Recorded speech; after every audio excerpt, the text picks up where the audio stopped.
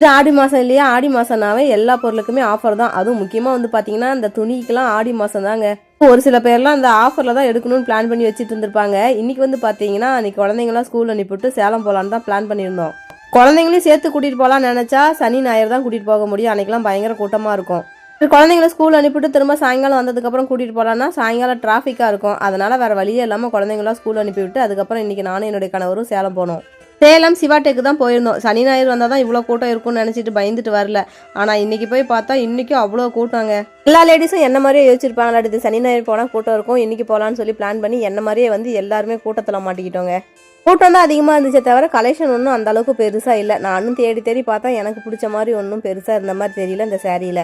ஆனால் இதில் ஒரு விஷயம் என்னன்னு பார்த்தீங்கன்னா, கீழ் ஃப்ளோர் இந்த சேரீ ஃப்ளோரில் மட்டும்தாங்க அப்படியே கால் வைக்க முடியாத அளவுக்கு அவ்வளோ கூட்டம்.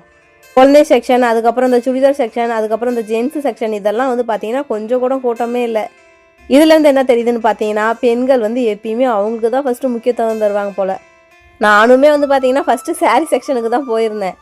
ஃபஸ்ட்டு நமக்கு, நெக்ஸ்ட்டு தான் எல்லாத்துக்குமே. ஆனால் இந்த சாரீ விஷயத்தில் மட்டுமே பெண்கள் வந்து ஃபஸ்ட்டு அவங்களுக்கு தான் எடுக்கணும்னு பார்க்குறாங்க.